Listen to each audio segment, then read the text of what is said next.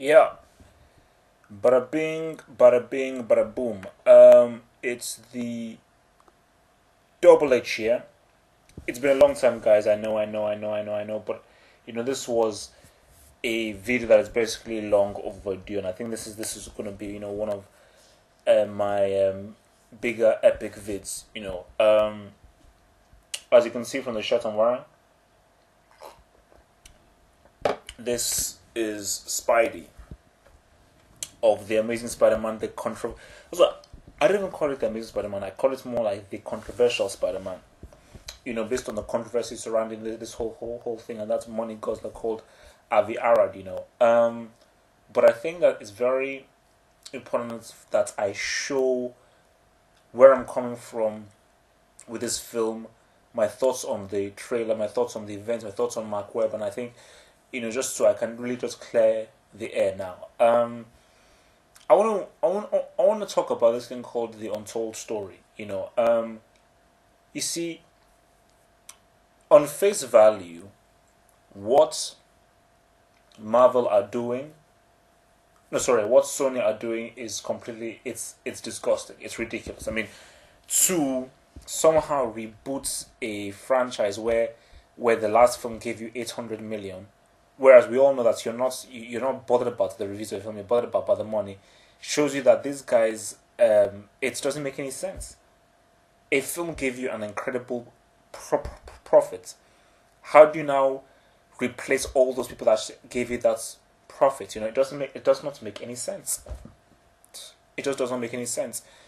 So that being said, I mean it is like morally it's extremely wrong, because it's almost because you're sort of cheating the audience that you've already given them an origin story. Why are you giving them an origin story again? Even if you're showing different elements, why are you giving them an origin story again? It does not make any sense. It's wrong. Yes, you can. Yeah, I mean, we can understand the sort of Batman Begins origin, the Batman Begins thing, and the one of Batman 1. But even in that sense, Tim Burton's movie already gave you the hero. He didn't really show you how the hero was born. He was coming in from a different angle. So Batman Begins was already fresh in that kind of way. I was actually showing you how this guy was actually born into the role. So yeah, but you see, the thing is that from looking at the boards online, reading messages online, reading IMDb messages, I think I may be in a serious minority, as in a minority where I may have seen only one or two people in my camp on my island, and that is the minority of I didn't like any of the Raimi films. I didn't see any of them in the cinema. I watched Spider-Man 2 in my own secret way, and yeah, I mean, obviously I watched Spider-Man 2 at home, but that was forced upon me, illegally. But but I mean, yeah, it's like, it's, I mean, because for me it's like, I feel very strong about Spider-Man. You see, with Batman, my love for Batman really comes from the Tim Burton film, not really the comics. My love for Spider-Man really came from the comics and the cartoon series. The comic I really read on my bed, during all that time, sitting on my bed, putting the comic on my pillow, was during my time in Nigeria, was Spider-Man. That was a comic I read, and that was the comic I liked the most. I didn't really read. Well, the Batman was here and there.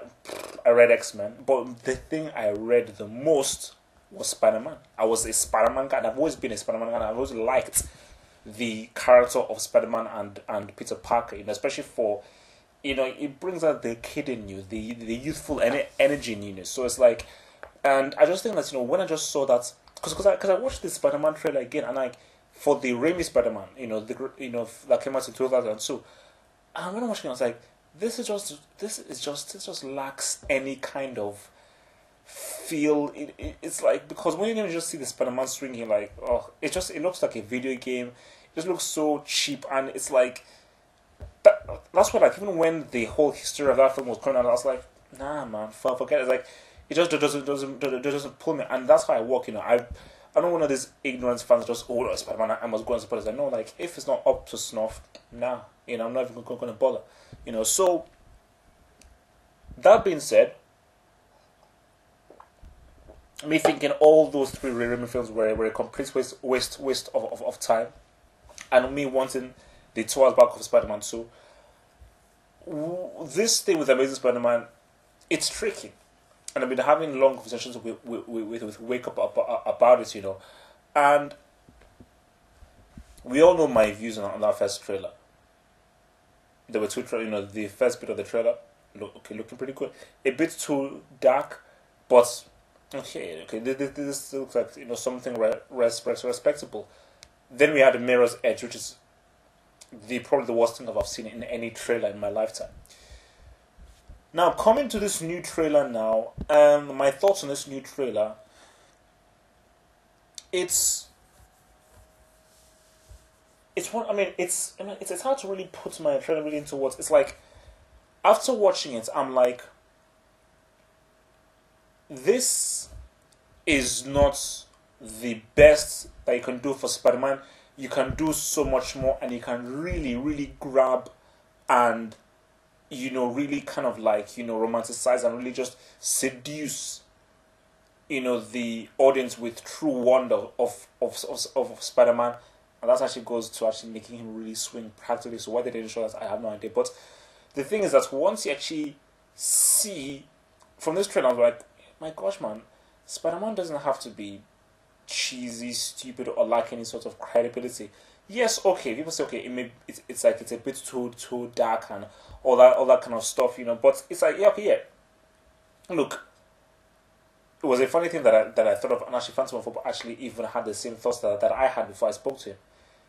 We're living in a world where the Rises trailer is one of the brightest trailers I've ever seen. So I'm in a Batman trailer where it's most of the stuff is in the day, and a Spider-Man trailer where most of the stuff is at night. He was only swinging at night. As in, I don't think there was one shot of him swinging in the day. He was only swinging at night. So in the Spider-Man trailer where it's darker than the Batman trailer, and the Batman trailer is lighter, has more stuff in the day than the Spider-Man trailer. 2012, new age. But focusing on it's like, yeah, I mean, for me, when I watched that trailer at the event, which was actually pretty cool with the whole In Sync thing, people in Rio asking us questions, London, that was actually pretty cool. I thought that was pretty cool with the whole big screen, them seeing us in London, us seeing them in Rio, in LA, in New York. It was a pretty good hookup, man, a pretty good hookup. But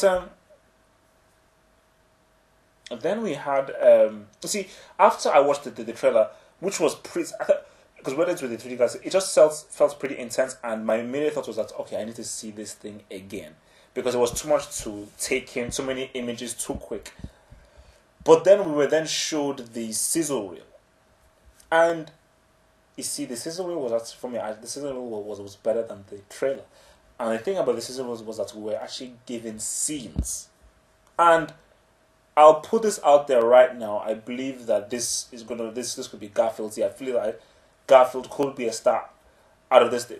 Despite whatever you may think about the film and the politics of the film, at the end of the day, you've got to be real. And I think that, Garfield spanks Maguire. His performance as Parker and Spider-Man, from what we saw, it spanks Maguire. Completely spanks it. I mean, completely destroys. So, I mean, if people want to be stubborn and fine, but if people just want to be real, if they watch what Garfield has done with Parker and Spider-Man, they'll forget everything that Tobey Maguire does like that quickly, But yeah, man. I mean, it's like but as a whole, my feelings towards this film is that I'm gonna see it. And for me, there's still no film this year that I would say I am excited to see. Because for me, the strange thing is that, okay, when we were shown the sizzle reel and we're actually shown scenes of Spider-Man with what's it called, wires swinging against a green screen. And I was thinking to myself, do you know how, that's all you need to do. Screw the scenery and the buildings. Yes, make that CGI. But the focus, people's eyes will be drawn to Spider-Man. So if all you have to do just make, you have like a massive big green screen place, and you can easily make the guy swing through a city that is in green screen, you know, because the focus will be on Spider-Man. But in that junk in that Raimi where Spider-Man looked like he was a statue, he was actually a statue, because like that key shot where you see like Mary Jane holding him, it was like if Mary Jane was holding like a statue. There was nothing there, you know. So because the funny thing that in Raimi's films, there was so much CGI that like I actually thought that Maguire never actually wore the suit. I saw that every time you saw Spider-Man it was in CGI. That is just how CG thing that other thing felt. But you know, for this trailer, you know, no, for this product, you know, I am just, you know, I'm interested to see it, you know, I'm interested to see it, and you know, it's something that it's a tricky one, because I can't argue with people who don't watch it on the principle of how can you just bring out another reboot thing again. I accept that, but for me it's like, I just feel that for me personally, I haven't had the luxury of seeing a Spider-Man origin film in the cinema. I haven't seen Spider-Man 1 from beginning to end, you know. So I haven't really sat and actually seen the scene where he actually gets. I haven't seen it, you know. I've not seen the film. I've seen scenes here and there, you know, but I haven't seen the film from beginning to end. So I personally have not had the sensation of going to the cinema and actually watching a Spider-Man origin film, you know. So really, you know, it's a new experience for me, you know. So yes, and I think that I'm in a serious minority of people who never really watched Spider-Man 1 from beginning to end, you know. But yeah, man. I just think that, you know, it's my just feeling is that, you know, I want to see this film.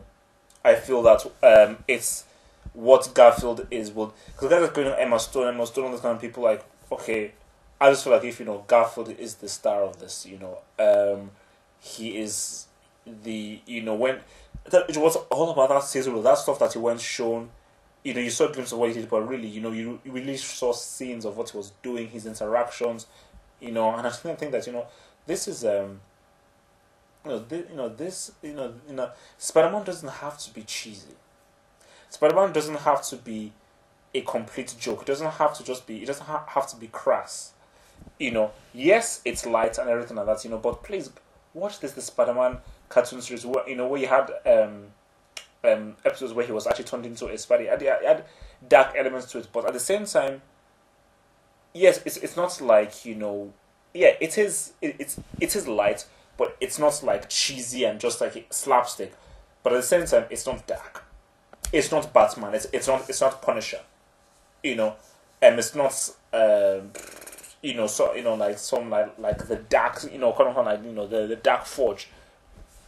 You know, but yeah, man, you know, I think that, you know, personally for me, I just feel like if it's a better product as a whole. But the key thing for me is, like, you know, for Mark Webb, I still don't fully trust him. You know, I would fully eat my words about Mark Webb if, you know, he said, you know what, I'm going to bring out a trailer and I'm going to show up them Spider-Man practically swinging, and I'm going to really have that as the focus of you seeing a man really swing. The fact that he has not really had the balls to do that means that, no, Mark Webb, I'm sorry, I don't have that much respect for you. As in, like, he hasn't really done enough to say, show me my respect. All he's done is that, yeah, man, you know, okay, this is a much more respectable project than the Raimi films, you know. But he's not done anything to wow me. He's not done anything to say, whoa, okay, this is a guy that's coming with something, he's coming with an idea, you know. like what Aronofsky would have done for Wolverine. He's not really, he's not really done that for me. So yeah, man. That being said, man, but I just think that. I just think that what Garfield, I feel, is gonna put down a strong Spider-Man performance.